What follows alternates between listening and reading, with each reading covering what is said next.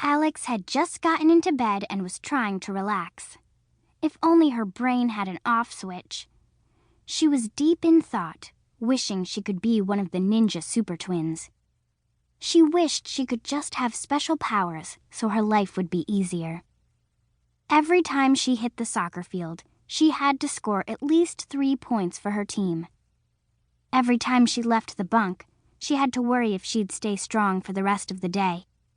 And every time her camp friends had issues, like when Jenna thought Chelsea had tripped her at lunch, they looked to Alex to keep the peace. Alex couldn't understand why she felt so much pressure and where it was all coming from. At that moment, Jenna was causing Alex's stress. Jenna was addicted to sugar, and her parents liked to feed that addiction with packages from home. Sometimes, Jenna got cupcakes.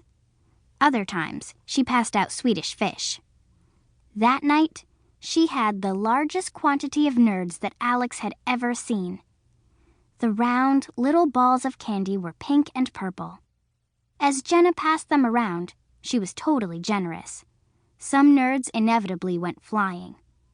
Gnat-sized streaks of unnatural color dashed through the air like 4th of July sparklers. Alex couldn't help herself. She peeked up from her letter to watch the scene, her mouth beginning to water. She loved the sharp, sweet flavor of nerds. Just as she was going back to writing, a handful of the hard sugar pellets nicked her left cheek. "Ah!" Alex yelled. Those buggers were dangerous. Some girls started to grumble, while others laughed.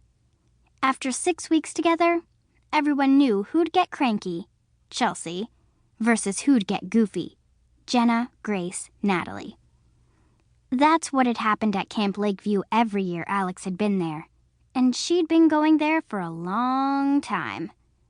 The girls grew this close, and sometimes there was this magical, warm and fuzzy feeling between them, like you'd met 11 soulmates. Other times, during the War of the Nerds, for example, this close was a recipe for calorie-infused disaster. "Hey, did you get any?" Valerie whispered to Alex. "Yeah, they left bruises on my cheek," Alex said, passing up the sweet treats as usual. This time, Alex went back to writing for real. She started on another letter to her soccer coach. She had to concentrate on seeming busy so the girls would be less likely to pay attention to her. Alex wouldn't disturb a fly, and she liked herself that way. She was the original get-along girl who never instigated feuds or showed up late. She didn't even yell at Jenna's twin brother Adam when he pranked the bunk, leaving fake bugs on all the girls' pillows. Though that prank was pretty irritating, not to mention uninspired. Except for Bryn, who was her camp best friend, most people didn't know what made Alex tick. And sometimes, even Bryn didn't know. "Okay, cool," Val said. "More for me then." "I know you didn't just hit me in the eye," Chelsea yelled into the air. Lights out was in 15 minutes, but she was always in bed first. She claimed that her face broke out if she didn't get enough beauty sleep. Chelsea even tried to get the other girls to quiet down early, as if that ever worked. "Aye, aye, Captain Chelsea," Grace mimicked. "You'd better watch out, or you might lose a tongue, too." "Grace, please stop," Chelsea said. "Oh, we're just having fun," Jenna added. With so many brothers and a sister, she was pretty good at keeping the peace, as long as she wasn't doing battle with Adam. "Well, not to be a party pooper," said Natalie, "but I stayed up way too late doing everyone's nails last night." Alex didn't let Natalie put all that colored gunk on her hands or face. Makeup just seemed hot and slimy. But Alex did love Natalie nevertheless, who was the daughter of the megastar Tad Maxwell. Tad Maxwell.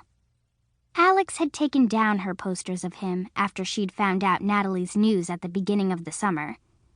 It was way too weird to worship her friend's dad.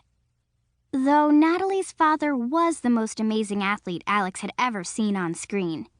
He even did most of his own stunts in the spy movies.